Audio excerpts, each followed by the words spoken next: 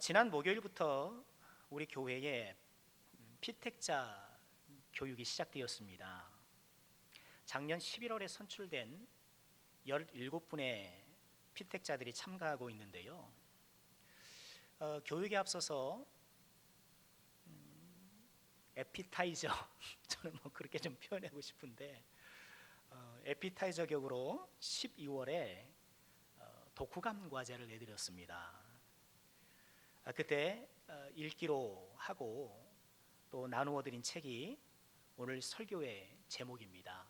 교회 나의 고민 나의 사랑입니다.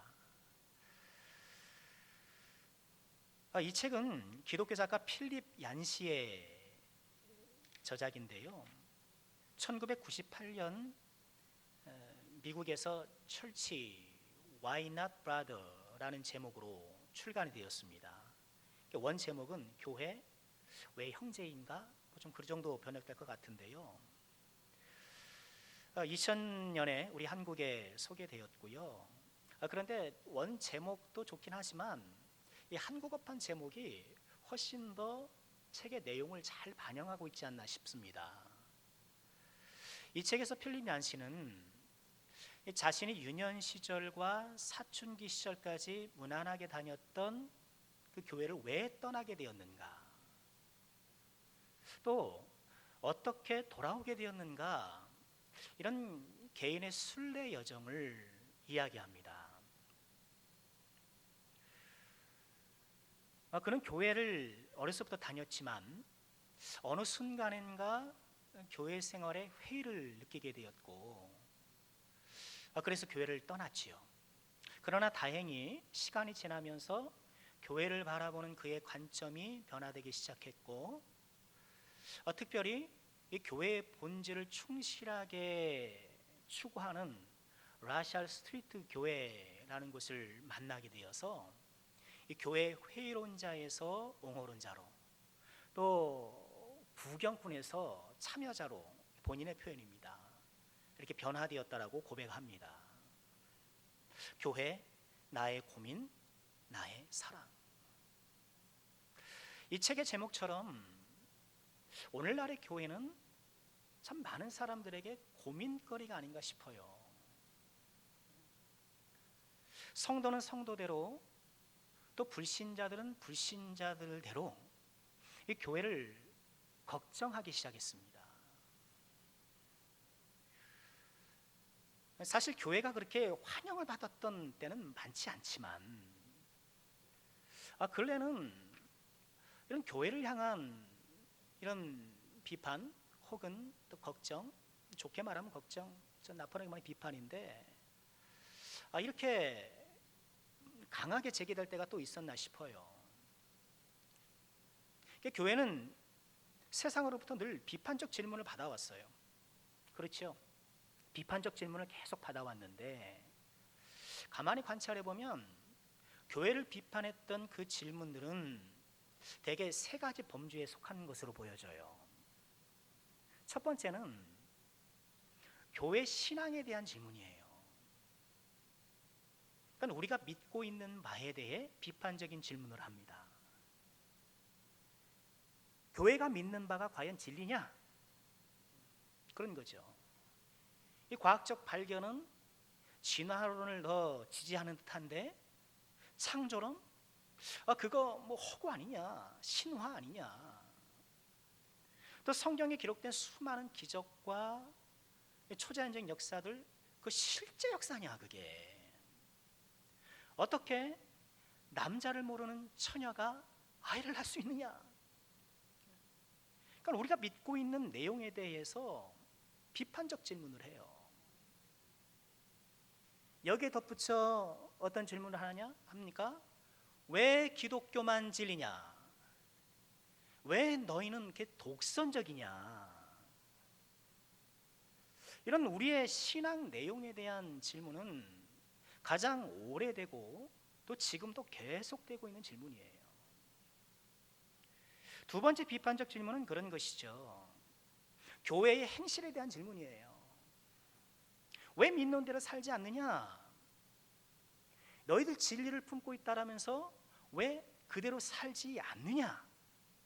교회 첨탑은 하늘 높은지 모르고 솟아오르고 있는데 왜 위만 바라보고 옆은 바라보지 못하느냐? 교회가 고급스러워져서 남루한 차림의 사람은 좀 가기 미안한, 여러분 그래서 우리 교회는 너무 이렇게 화려해도 안 될 것 같아요. 너무 화려하고 다 고급스러워서 반짝반짝하면 저 같은 사람 그냥 부담스러워요.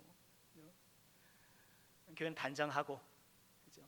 화려보다는 단정하고 또 검소한 것이 좋지 않나 우리 생각을 해보는데요.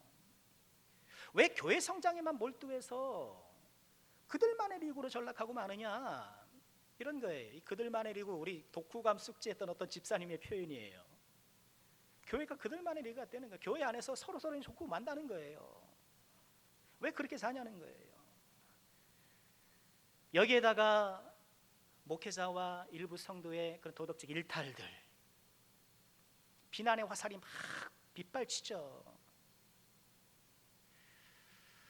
이 필리니안시의 교회 나의 고민 나의 사랑, 여기서도요 이 저자가 교회를 실망해서 떠난 몇 가지 이유를 소개하는데, 그 첫 번째 이유가 위선이라고 말을 해요. 어렸을 땐 몰랐는데 어느 정도 의식이 생기고 판단력이 생기면서 이 교회 안에 사람들을 보니까 위선적이더라는 거예요. 그의 말을 직접 인용해 볼게요. 이렇게 썼어요. 그리스도인들은 일요일 아침이면 좋은 옷을 차려입고 서로 웃지만 그런 겉모습으로 비열한 마음을 숨기기가 더 쉽다는 것을 나는 직접 경험으로 알았다. 이렇게 얘기를 해요.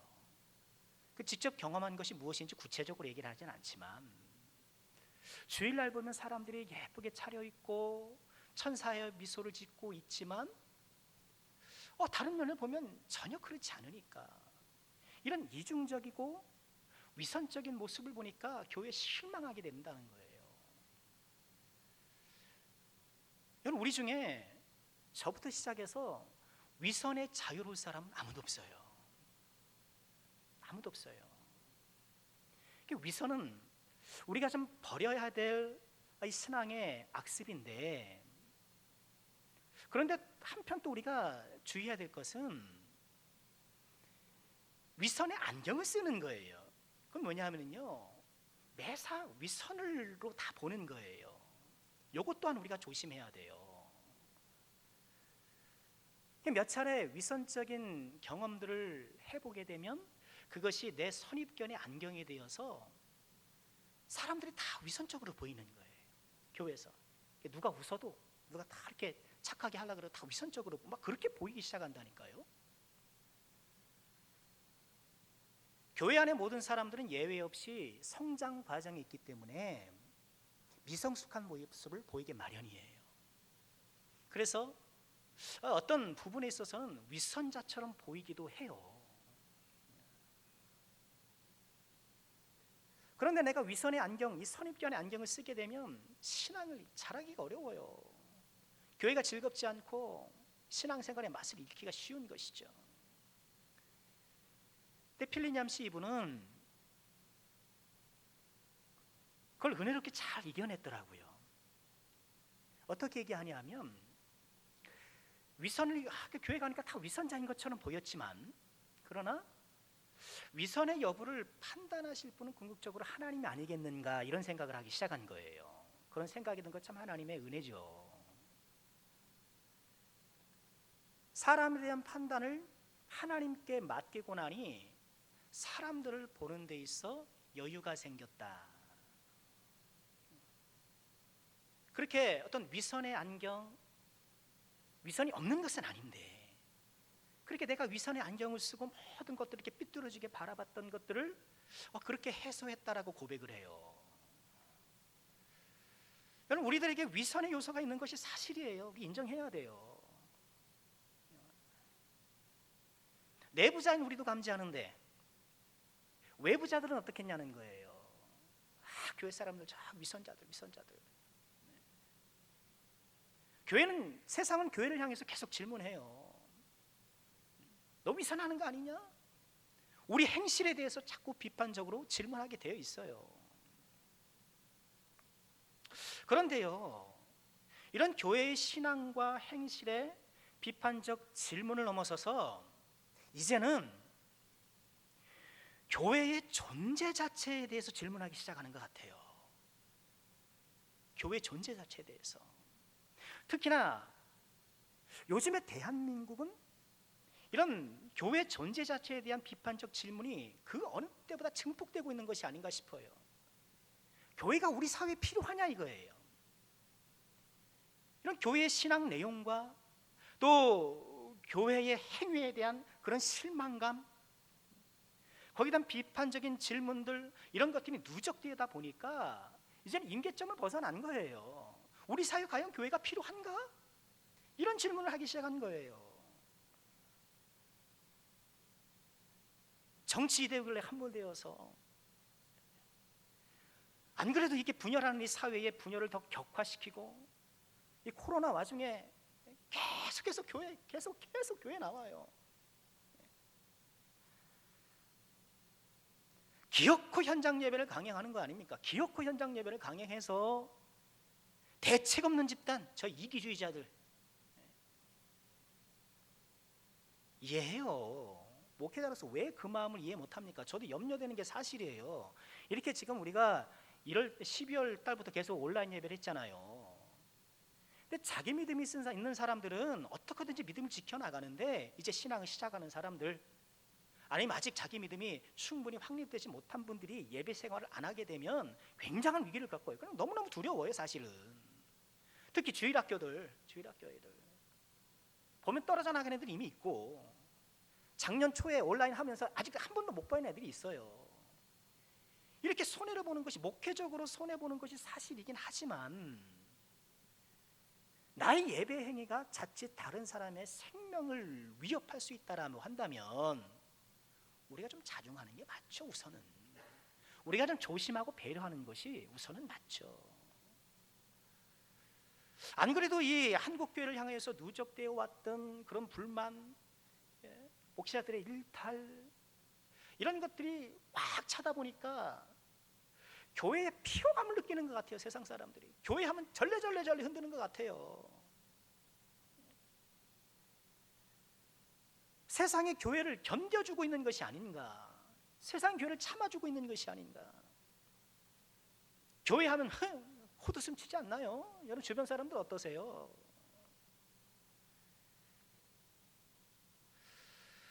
지금 이 사회 걱정거리로 전락하고 있는 이 교회, 그래서 우리는 이 교회 때문에 고민하지 않을 수 없는 거예요.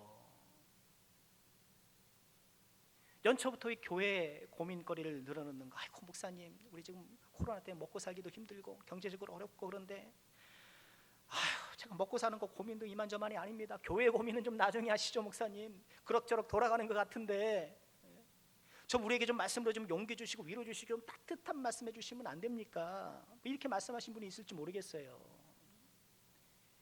그런데 세상이 혼란하고 우리가 살기 어려워질 때에, 인생이 어려울 때에 우리가 해야 할 일, 물론 말씀으로 용기도 얻고 위로도 얻고 힘을 얻어야죠. 그러나 동시에 우리가 놓칠 수 없는 것이 교회를 바로 세우는 것이에요. 왜냐? 이것이 예수님의 방식이기 때문에 그래요. 예수님께서 이 땅에 오셨을 때 어땠나요?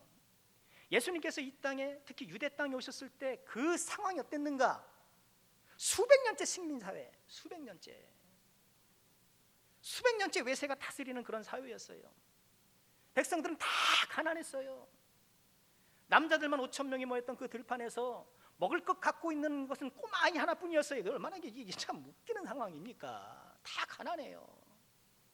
패배의식과 이 가난과, 더군다나 그 당시 신앙이 어땠습니까? 율법주의로 완전히 굳어져가지고 빈 껍데기, 사람들에게 그냥 확 자유를 억누르고 오히려 무거운 짐이 되어버렸던 그런 당시의 종교. 그런 어두운 시기에 예수님께서 하신 일이 뭐예요? 예수님이 기적을 베푸시니까 사람들이 환호하고, 떡을 주니까 야 박수도 치고, 또 야 저 기적과 능력으로 언제 다윗 왕조를 좀 복원하실까, 예수님의 정치적 행보에 관심을 갖고 그렇게 지켜봤지만, 그러나 예수님께서 하신 일은 뭔가요? 제자들을 모아서 교회를 세우신 일이에요. 가장 어두운 시대에 예수님이 오셔서 하셨던 일 뭐예요? 교회를 세우는 일. 그들의 모든 필요를 위로해 주시고 그들에게 격려해 주시고 힘과 용기를 주셨던 건 사실이지만 교회 세우기를 놓치지 않으셨어요. 그것을 최우선 사역으로 놓으셨다라는 거예요. 저는 우리 시대에 그 어느 때보다 참 어렵고 영적으로도 황량하고 우리 생활적으로도 지금 곰핍해지는 이 시기에 우리가 해야 할 일은 하나님의 교회를 온전히 세우는 것, 주님의 교회를 바로 세우는 것이라고 믿어요. 예수님이 그렇게 하셨기 때문에. 교회를 바로 세우는 게 뭔가요? 뭐 재정을 넉넉히 하고, 뭐 조직을 정비하고, 행사를 잘 기획해서 진행하고, 교회가 착착착착 잘 돌아가게 딱 정비하는 것, 뭐 필요할 수 있어요. 그런 기술적인 것도 필요할 수 있어요. 그런데 그런 건 좀 못해도 돼요. 그렇죠? 좀 못해도 돼요. 교회를 바로 세운다는 것은 교회의 본질을 회복하는 것이고, 교회 본질의 회복이란 우리의 신앙 회복을 의미해요. 고통과 어둠의 시대에 예수님은 교회를 대안으로 내세우셨어요. 지금 2021년 혼란하고 불확실성 가득한 이 때에 우리의 대안 역시 교회를 바로 세우는 거예요. 예수님께서 세우시고자 하셨던 그 교회로 돌아가는 것, 그 교회의 본질을 회복하는 것. 자, 오늘 말씀을 통해서 우리 함께 이것을 살펴보고 싶은데요. 자, 우리 말씀 속으로 좀 들어가 볼까요? 오늘 말씀 우리가 참 잘 아는 말씀이죠. 가이사랴 빌립보에서 예수님께서 제자들에게 물으십니다. 사람들이 나를 누구라 하느냐? 세평을 듣고 싶어 하셨어요. 그러니 제자들이 들은 대로 다 얘기합니다. 더러는 세례 요한, 더러는 엘리야, 더러는 예레미야나 선지자 중에 하나라고들 봅니다. 그러니 예수님은 재차 물으십니다. 너희는 나를 어떻게 생각하느냐? 예수님 말씀에는요, 너희는이 강조되어 있어요. 사람들은 그렇다지만 그럼 너희는 나를 어떻게 생각하는데? 너희는 나를 어떻게 생각하는데? 여러분, 지금 교회를 향한, 주님을 향한 이 세상에 참 다양한 뭐 평가들, 뭐 거기에 뭐 비난도 있고 뭐 욕도 있고 막 그렇지만, 여러분 그것은 사실 그게 중요한 게 아니에요. 뭐가 중요해요? 내가 예수님을 어떻게 생각하고 있는가, 내가 예수님을 어떻게 믿고 따르느냐, 이게 중요한 거예요. 자, 예수님 물으시자 베드로가 이렇게 말하지요. 16절입니다. 시몬 베드로가 대답하여 이르되 주는 그리스도시요 살아계신 하나님의 아들이시니이다. 주는 그리스도시요 살아계신 하나님의 아들이십니다. 이 주일학교 필수 암송 구절이죠. 우리 주일학교에서 꼭 이거 암송시켜 주시길 바랍니다. 주는 그리스도시요 살아계신 하나님의 아들이십니다. 이 베드로의 답변을 듣고 예수님이 크게 기뻐하셨죠. 그래서 17절에 칭찬하십니다. 예수께서 대답하여 이르시되 바요나 시모나, 요한의 아들 시모나, 내가 복이 있구나. 이를 내게 알게 하니는 혈육이 아니요 하늘에 계신 내 아버지시니라. 이렇게 칭찬하신 연후에 18절에 예수님이 이런 말씀을 하셔요. 또 내가 내게 이르노니 너는 베드로라. 내가 이 반석 위에 내 교회를 세우리니 음부의 권세가 이기지 못하리라. 신약 성경에서 교회라는 단어가 처음 등장하는 순간입니다. 지금 예수님이 오랫동안 준비했던 그 단어를 처음 말씀하시는 거예요. 교회. 무엇을 들으시고요? 베드로의 신앙 고백을 들으시고, 그리고 교회를 어디에 세우십니까? 이 반석 위에, 이 반석은 베드로가 아니잖아요. 베드로 그 인물이 아니라 뭐예요? 베드로와 동일한 그 신앙 고백 위에 내 교회를 세우겠다. 교회를 어디다 세웁니까? 신앙 고백 위에 세우겠다는 거예요. 신앙 고백 위에.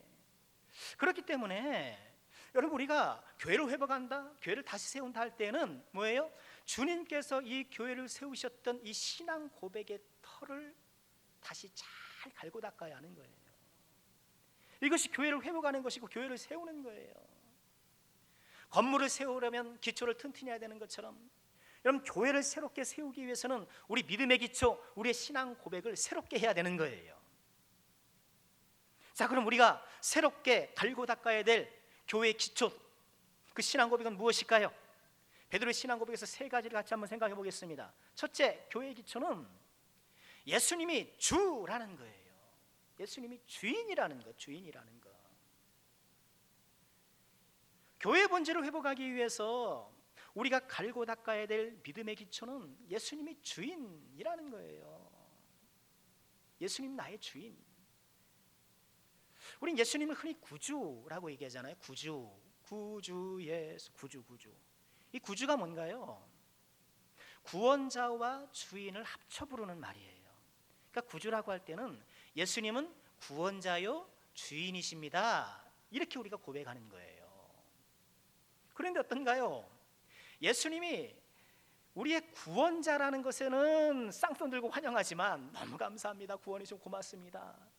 그런데 그 뒷단어 주인이라는 이 말씀에는 좀 덜 반가워하는 경향이 있지 않냐 하는 거예요. 물론 우리 현대사회가 신분사회가 아니잖아요. 그러니까 종, 주인 이런 개념 우리에게 좀 낯선 것도 사실인데, 그러나 더 근본적인 문제는 뭔가요? 누군가의 통제와 지시를 받기 꺼려하는 우리의 자기중심성, 이게 더 큰 문제죠. 오늘날 누구든 나를 통제하고 지시하는 그런 대상을 좋아하는 사람은 아무도 없어요. 쥐가 뭔데 날 가르쳐? 그렇죠. 쥐가 뭔데 날 가르쳐? 신앙 고백은 여기서 출발하는 거예요. 베드로가 주는 그리스도시요 살아계신 하나님의 아들이다 고백할 때에 예수님을 주님으로 고백하는 거예요. 물론 당시에 이 주님이라는 것은 내가 존경하는 사람을 높여 부르는 그런 호칭이기도 했어요. 그러나 이 고백은 단순 호칭이 아니라 신앙 고백이 되어야 되는 것이죠. 예수님 우리의 주인이라는 거예요. 주인. 예수님이 나의 주인이십니까? 주인된 예수님 앞에 우리가 해야 할 일은 뭔가요? 순종이죠. 저는 이것을 행동하는 신앙 이렇게 좀 바꿔 부르고 싶어요. 예수님이 나의 주인이라면 그 주인 앞에서 우리는 행동하는 신앙으로 나가야 돼요. 나의 신앙은 행동하는 신앙인가? 나는 예수 그리스도를 주인으로 참되게 모시고 있는가? 말은 주인이지만 가만 보면 내가 주인이고, 필요할 때 예수님 갖다 쓰는 거죠. 내가 급할 때 예수님 불러 쓰는 거예요. 나는 행동하는 신앙인가? 예수님을 주인으로 모시고 있는가? 그 필리니안 씨의 그 책에 이런 이야기가 나와요. 키에로케고르의 거위들의 교회 이야기를 인용했어요. 거위들의 교회 이야기 뭐냐 하면요, 매 주일이 되면 이 집거위들이 띠뚱띠뚱 다 이제 교회를 가는 거예요. 띠뚱띠뚱 다 교회로 가요. 그럼 교회를 가면 하늘을 나는 경이로운 경험에 대해서 설교를 탁 들어요. 우리는 땅이나 걸으며 이곳에 남아있을 필요가 없습니다. 공중으로 올라가 먼 곳으로 더 행복한 나라로 유유히 날아갈 수 있습니다. 그런 설교를 듣고 이 거위들이 아멘 아멘 꽥꽥꽥꽥 하면서 다 그냥 흥겨워해요. 그리고 예배가 딱 끝나면 띠뚱 하고 집에 가가지고 하던 일 계속하고 살아가는 거예요. 집거위들의 교회 이야기. 우리들의 모습은 아닌가?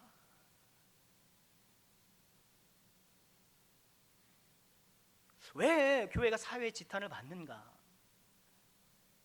한번 생각해보면 그거 아닙니까? 우리가 순종하지 못하니까. 우리가 행동하는 신앙으로 예수님을 주인으로 받들어 모시지 못하기 때문이 아니겠습니까? 예수님의 말씀보다는 내 생각이 우선하기 쉽고, 자기 정치 이념 앞세우기 쉽고, 나의 신학적 견해에 앞서게 했고,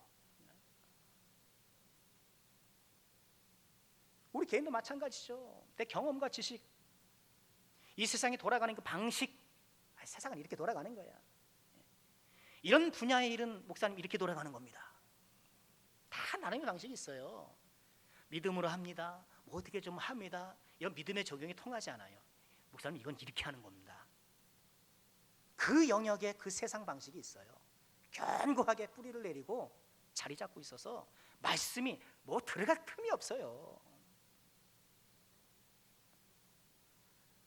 나는 예수님을 정말 주인으로 모시고 있는가?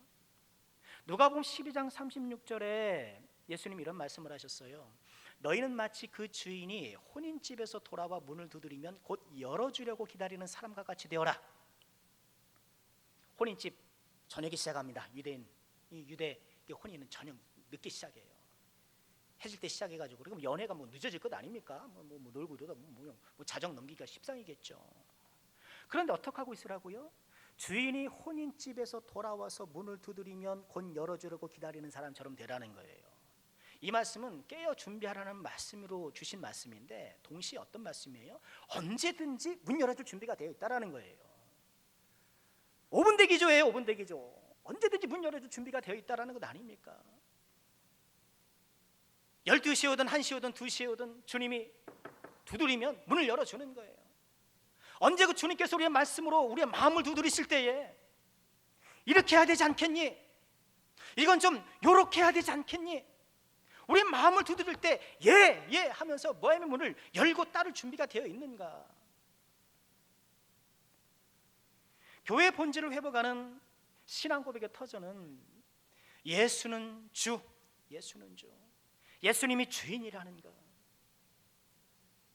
주인 되신 예수님 앞에 행동하는 믿음으로 나아간 우리가 될 수 있기를. 그래서 우리 믿음의 이 터전을, 이 신앙 고백의 터전을 다시 한번 새롭게 세우는 우리 모두가 될 수 있기를 주의 이름으로 축원합니다. 교회의 기초가 되는 두 번째 터전은 뭔가요? 예수님은 그리스도라는 거예요. 예수님은 그리스도라는 거. 자, 그리스도가 뭔가요? 잘 아시죠? 우리가 잘 아는 것처럼 히브리어의 메시아를 헬라어로 번역한 거예요. 기름 부음 받은 자. 구약 시대에 기름 부음 받은 3대 직분이 있죠. 왕, 제사장, 선지자. 본래 이 그리스도 메시아는 그런 의미의 단어였어요. 그런데 이스라엘의 다윗 왕조가 무너졌잖아요. 그리고 오랜 세월 동안 외세의 침략을 받다 보니까 이 다윗 왕조를 좀 복원시키고 그들을 외세로부터 해방시켜줄 그 메시아가 오지 않느냐. 그 메시아, 그 기름 부음 받은 자가 올 것이다. 이런 기대가 일어나기 시작한 거예요. 그래서 애싱 당초에는 그리스도, 이 메시아가 기름 부음 받는 것에 의미했는데, 이제는 궁극적 구원자를 이야기하는 그런 용어가 된 거예요. 베드로가 지금 예수님 앞에 신앙 고백하면서 예수님은 그리스도라고 하는 거 그 생각으로 한 거예요. 그 생각으로. 베드로는 그 시대의 사람이니까. 그런데요, 이 그리스도라는 말이 구원자라는 의미를 갖고 있는데, 예수님의 십자가 사건 이후에는 십자가 은혜를 떠올리는 단어가 그런 의미로 확장이 돼요. 왜 그런가요? 예수님이 구원을 하실 때 어떻게 해요? 십자가에 못 박혀 구원하셨기 때문에, 그 고난과 죽으심으로 구원하셨기 때문에, 구약 시대에는 구약 배경에 따라서 장차 우리를 구원할 구원자로만 생각했는데, 예수님 십자가 외에는 여기에 십자가가 덧입혀져서 우리를 십자가로 구원하신 예수를 생각하게 하는 용어가 된 거예요. 그러니까 그리스도, 예수를 그리스도라 고백하는 것은 뭔가요? 그것은 예수님의 십자가 은혜를 가슴에 품고 살아가는 거예요.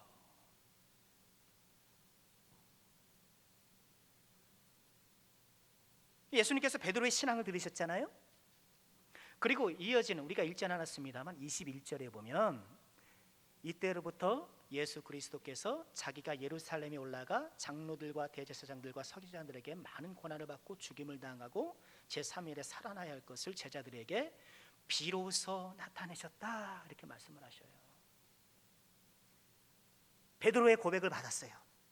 주는 그리스도십니다 고백을 딱 받고, 그 그리스도라는 고백을 받고 예수님이 뭐 하신 거예요? 이제 그 그리스도가 어떻게 구원자가 될 것인가, 어떤 방식으로 구원자가 될 것인가를 말씀해 주시는 거예요. 이 그리스도라는 의미를 완전하게 만들어 주시는 것이죠. 어떻게 해요? 십자가에 달려 죽으신 것. 그러므로 우리는 예수 그리스도의 그 십자가를 생각하면서요, 이 교회의 본질을 회복하고 신앙의 바른 터를 세우기 위해서는 예수님을 그리스도로 고백하고 그 십자가 은혜를 품고 살아가야 해요.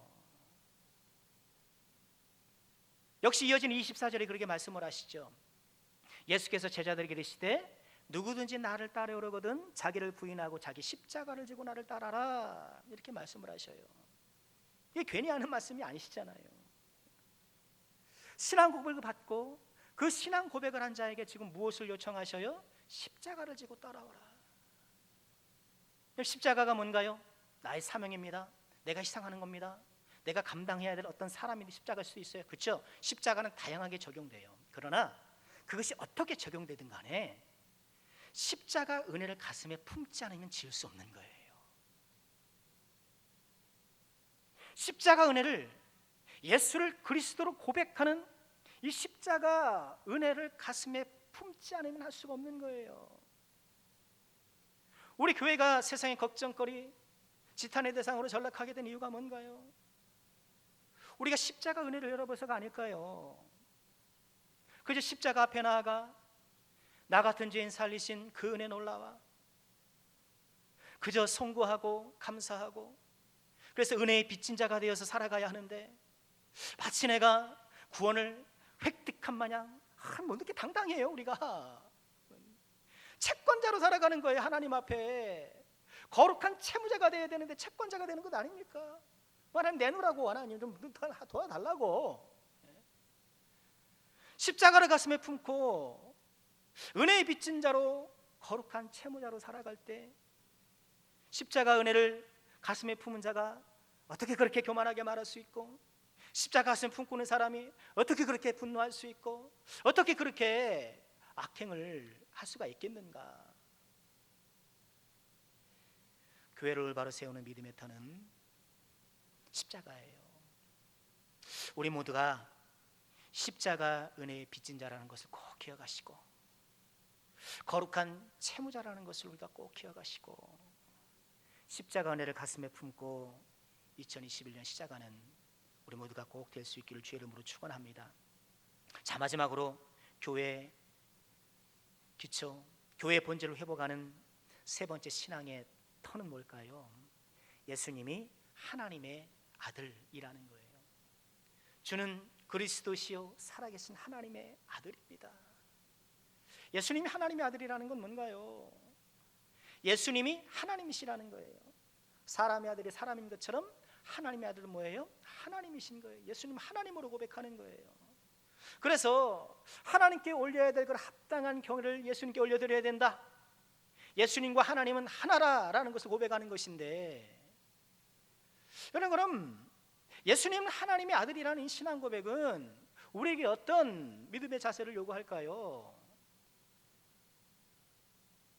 이 하나님 앞에 우리는 마땅히 경외를 올려드려야 되는데, 우리가 하나님을 경외할 때에 반드시 놓치지 말아야 될 것 가운데 하나가 하나님을 두려워하는 것이에요. 하나님을 두려워하는 것. 우리가 예수님 안에서 기쁨과 즐거움을 누리는 것은 사실이지만, 또한 우리는 하나님을 향한 거룩한 두려움도 가져야 돼요. 베드로전서 1장 17절에 이렇게 말씀을 하셔요. 외모로 보시지 않고 각 사람의 행위대로 심판하시니를 너희가 아버지라 부른즉 너희가 나그네로 있을 때를 두려움으로 지내라. 너희가 나그네로 있을 때를 어떻게 해요? 두려움으로 지내라. 두려움을 지내라. 오늘 교회가 세상에 걱정거리가 된 또 하나의 이유가 뭐겠습니까? 우리가 하나님 무서워할 줄 몰라서 그래요. 하나님 무서워할 줄 몰라서. 하나님 무서운 줄 알면 그렇게 행할 수 없는데, 그렇게 생각할 수 없는데 굉장히 담대해요. 굉장히 용감해요. 하나님 무서워할 줄 몰라요. 재물 잃어버리는 건 무서워하고, 건강 잃어버릴까 봐 이 추운 날씨에도 음파우스 공원 뺑글뺑글 돌아가고, 이런 것 잃어버리는 건 무서워하면서도 정작 하나님 무서워할 줄 모르는 것. 이사야 선지자가 이렇게 외쳤죠. 만군의 여호와 그를 너희가 거룩하다 하고 그를 너희가 두려워하며 무서워할 자로 삼으라. 무서워할 자로 삼으라. 구약의 하나님은 무섭고 신약의 하나님은 사랑스럽고 뭐 그런 건 아닙니까? 그런 오해하시는 분들이 계셔요. 뭐 하나님 변합니까? 예수님도 이렇게 말씀을 하셨어요. 누가복음 12장 5절에 보면 마땅히 두려워할 자를 내가 너희에게 보이리니 곧 죽인 후에 또한 지옥에 던져 넣는 권세 있는 그를 두려워하라. 내가 참으로 너희에게 이르노니 그를 두려워하라. 사후 후에 지옥에 던져 넣는 권세를 갖고 있는 그분을 두려워해야, 하나님 두려워하라는 거죠. 참으로 너희에게 이르노니 그를 두려워하라. 너희가 누구예요? 너희가 누굽니까? 예수님의 제자들이에요. 지금 예수님을 믿고 예수님을 따르겠다고 모여있는 이 제자들을 향하여서 너희 하나님 무서운 줄 알아야 돼. 하나님 두려워할 줄 알아야 돼. 우리에게 주는 말씀 아닙니까? 하나님 두려워할 줄 아는가? 그렇게 내 뜻대로 살면서도, 그죠? 뭐 날벼락이라도 쳐야 뭐 그렇죠? 아이고 하나님 할 텐데, 그렇게 하나님 뜻을 어기고 살아도 하늘은 쨍쨍하거든요. 그러나 두려워해야 해요. 오늘 말씀 우리가 20절까지 읽었습니다만 베드로의 신앙 고백은 28절까지 이어져요. 한 단락이에요. 결론부에 해당하는 27절에 이렇게 말씀을 하셔요. 인자가 아버지의 영광으로 그 천사들과 함께 오리니 그때 각 사람이 행한 대로 갚으리라.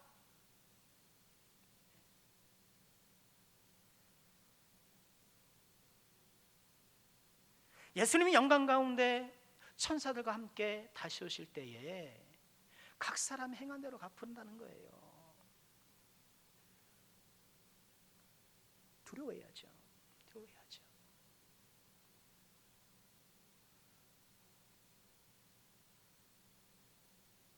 우리에게 이 거룩한 두려움의 회복이 필요한 때가 아닌가 싶어요.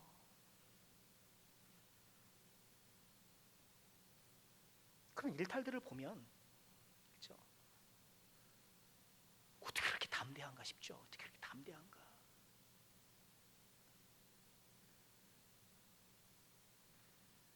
남의 얘기가 아니죠. 또 우리 얘기 아닙니까? 하나님이 보고 계시는데, 하나님이 지켜보고 계시는데 우리가 하나님 무서운 줄 모르고 죄의 용기를 내는 그런 어리석은 선택을 할 때가 얼마나 많은가.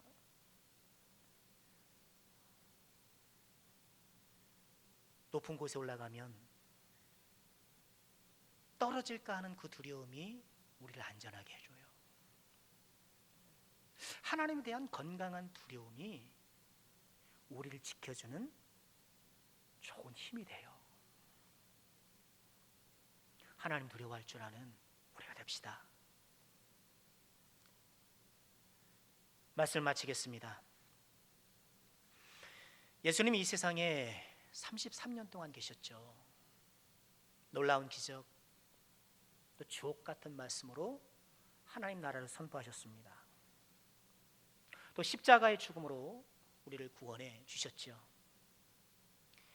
인류 역사에 가장 큰 영향력을 행사하신 분이시지만 예수님이 이 땅에 남긴 것은 아무것도 없어요.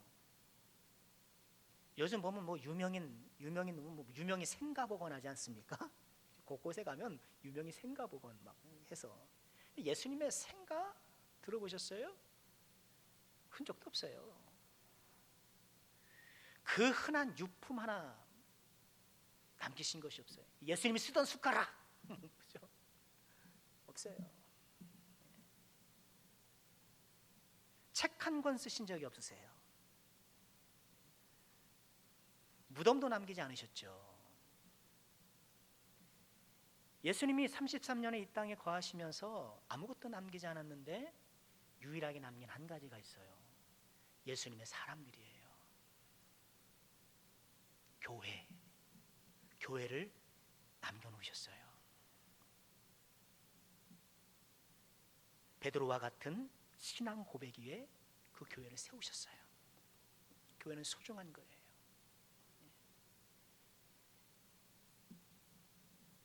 우린 이 신앙 고백을 입술로만 해서는 안 되죠. 주님은 지금도 이 신앙 고백에 당신의 교회를 세우십니다. 다만 입술이 아니라 삶을 통해 고백하는 자, 그들 통해 교회를 세우시고 그 교회에게 어떠한 능력을 주십니까? 18절의 말씀처럼 음부의 권세가 이기지 못할, 세상의 그 어떤 것도, 이 땅의 그 어떤 것도 감히 넘보지 못할 그 놀라운 권능을 교회에 허락해 주신 거예요. 우리가 해야 할 일, 우리 신앙교회 고백의 털을 다시 갈고 닦는 거예요. 예수님이 우리의 주인임을 고백합시다. 어떻게 해요? 행동하는 신앙으로. 예수님이 우리의 그리스도임을 고백합시다. 어떻게 해요? 그리스도의 십자가를 가슴에 품고. 예수님이 하나님이심을 고백하십시다. 어떻게 해요? 하나님으로 알고 두려워할 줄 아는 건강한 두려움으로.